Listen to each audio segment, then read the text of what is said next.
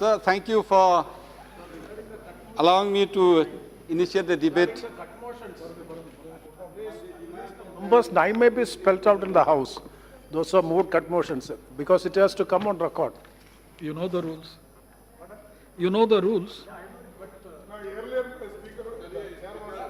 From Meghalaya, Yes, Mr. Pala. where we have in my country the heaviest rainfall in the world, the cleanest village in Asia, and the biggest lands and hill stations in India, Shillong and Meghalaya. So tourism is very important. So I understand, I've seen in my own eyes how the tourism has grown for the last 10, 15 years and how it benefits the people. Whereas I'm very surprised to see in the budget, if you look at the budget, 2,499.83 crores has been provided. It's not enough at all. If you see the budget of 1920, the provision was 2,189.22 crores, where the actual was only 1,416. There was a cut of 35% in the previous budget. So I think the government is not doing fair enough to the Ministry of Tourism. So I request the government, actually the Finance Ministry, to see that this is increased, and also the projected by the ministry is 2,647.25 crores, whereas the allotment is only to 2,489 crores. There's a shortfall of 147.42 crores even in this budget also. How will the government will do their schemes? How will the tourism ministry will do their schemes development if the budget itself is cut? So I can say that India, we are one of the best in terms of tourism when you look at the infrastructure we are having, but we are not using this infrastructure properly.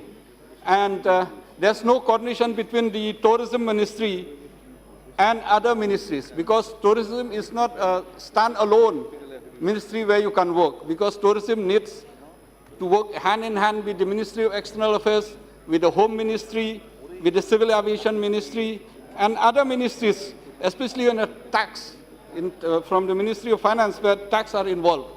So, sir, if you look overall, all over the world, I think we are in crisis today, and India, we have more crisis. We are crisis unity in the country, crisis of deadly coronavirus, and we have crisis of unemployment, and we have a crisis also between the state and the center. So I think this government has to look seriously on this issue if they want to work. So at present, out of, we have at the age of 20 and 24, of our young boys and girls, 60% of Indian, 63% are unemployed. So tourism can help us in solving the problems of unemployment. I would like to share a little bit that tourism all over the world is given employment of 400 million jobs all over the world. And in the next 10 years, it will be increased another 30% of the world export and services, 11% of the world taxes, and 10% of the world GDP. Tourism is set to have almost 100 million new jobs in the global economy. So I think India will have a good opportunity on this issue. So I want to say that certain things which we have in India. We have 74% of Himalayas are in the states of India, 7,400 kilometers of coastline and undiscovered beaches. India is the most colorful and only living desert in the world, Rajasthan. We have 4,000 kilometers of mangrove forest in West Bengal. We have 175 rivers which run for over 1,900 kilometers in the length and breadth of the country. Thousands of caves in my own state. We have one of the longest caves in Asia. We have the cleanest caves in Asia. We have hundreds of waterfalls which are going at a height of 1,500 feet. In my own constituency, we have almost more than 30 waterfalls which are yet to be explored. India is the 10th most forest-rich country in the world. As per the records, 25% of India is forest. According to Lonely Planet, in a survey of 134 countries, India is amongst the top 5 favorite destinations of the world. According to Condé Nast Traveler Reader Survey, India is among the top 6 favorite destinations in the world. According to iExplore, India is amongst the top 5 destinations of the world. According to National Geographic Traveler, India is the land of mystery and majesty. According to Forbes magazine, India is now one of the world's fastest growing market in terms of tourism. Not only that, sir, what we have India is the birthplace of 4 main religions: Hinduism, Buddhism, Sikhism, and Jainism. So even Christianity, Mother Teresa came to India and became a saint.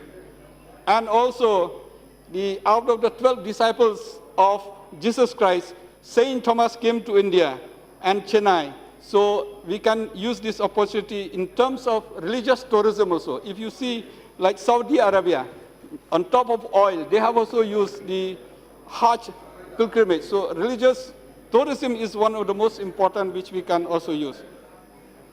So from the height of Himalayas to the deep blue around Andaman and Nicobar Islands, indeed, India is having a potential to have better tourism than any parts of the world. We have 80 national parks, 441 wildlife sanctuary, 36 World Heritage Sites. So all this contributes to the tourism. But it's very sad to see that we have almost our target to increase from 10 million to 20 million of the tourists in India. But there's no coordination between the tourism ministry and the civil aviation ministry. If we are to increase 10 million of tourism, at least we need another 10 to 15 million additional air seats. So the civil ministry is going in one direction and the tourism ministry in the other direction. There's no coordination amongst them. If you look at the employment, today it has given 7.5% of our youth are unemployed. And the answer is given in the morning. The first answer is only 1.45% are employed. So out of 4.24 crores of our young boys and girls who have registered, only 6.16 are employed. So if we use this tourism properly, if we invest in tourism, I think we can employ the rest of the people who have been registered here. And to do this, we need lots of money to construct all the infrastructures, whichever we have already needs to improve. So, as per the records, India is having only 1.2% of the world tourism, but we have a target of 3% of the world tourism. This is as per the report of the Working Group of Tourism on the 12 5-year plan, in which 150 countries, the world tourism, India is one of the 5 top export earners and number of export earners in the 60 countries. So we have the potential if we really want to do it. So the government has launched a few programs like Swadesh Darshan. Swadesh Darshan, actually, the government has sanctioned almost 6,035.7 crores for 77 projects. But all these projects, at least only 9 projects have been taken, 10 projects not even started, and these projects have been taken also on 50 to 90% job, work they have done. And the money they have released is only 3,744 so far have been released. What about the rest? Out of 6,000, only 3,700 have been released. That is Swadesh Darshan. And most of the works, I will like the minister to explain to us why all the works has been left, why does money was not released, why the other works are not started, especially the 10 works which are supposed to start. Also in Prasad, it's been launched in 2015. Out of this, 505.15 crores has been sanctioned for 28 projects. So 840 crores has been sanctioned, and only 500 crores so far has been released to these 28 projects. Out of this, only 2 projects has been completed. The rest of the project has not been completed, and these 2 projects has only 645 crores and 936 crores has been completed. One is in Amritsar and one is in Vrindavan. Mr. Pala, you are deliberating on the demand for grants. Yeah. Very rightly. Your party has given 5 names, including yours. Yeah. I'm conscious of the time. I will finish within 2-3 minutes. And the party has 23 minutes. So you have already taken 10 minutes. Yeah. And in the rural tourism, sir, I've seen in my own state, thousands of people have converted their own house into a small B&B, bed and breakfast, and many of small have upgraded. They spend a lot of money. But suddenly, because of the problems, because of CA, pro-CA, anti-CA, what's happening in Delhi is also happening in my own states. So what I request is that the rural tourism must be invested, because out of 125 which has been approved under the rural circuit, only 21 crores has been released. I'll be happy if the minister can enlighten on all these things. Training, we have a shortage of these staff, and in the training, the government has targeted more than 1 lakh to be trained. But so far, they have trained only 38. So only 30% has been trained. Why there's a shortfall of the target given by the own government? Connectivity, government has also done an UDAN. I think in the bit first, second, and third phase, there's a little bit of progress. But the coordination between, out of the 36 tourism sector, Meghalaya is one of them. All the Northeast also comes under this scheme. And the Jammu and Kashmir comes under this scheme also. But how many out of 36 destinations has been completed under the UDAN scheme, and what the government takes to connect among the regional connectivity? Safety. I'm aware that the government has set up a 24/7 multilingual tourist info helpline. But this helpline has not been properly marketing, properly advertised.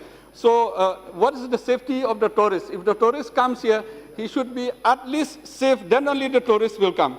But the government is not doing enough in terms of tourism. Recently, there's been a kidnap to one of the tourists from abroad, and there is a demand of 2 crores for that. So very shame for India.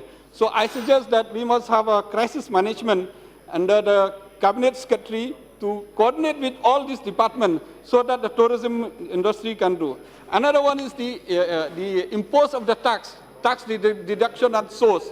Until unless the tax deduction at source only for the travel agent, we have 60,000 travel agents in India, and this involves almost 20 lakhs people are employed on this. Whereas the tax, 5% will be the GST, 5% will be the tax deduction. This has given 10% extra of the travel agent in India than those travel agents abroad. So that will hamper the economy of India. So, sir, thank you very much for giving me the time. Thank you. I conclude my speech.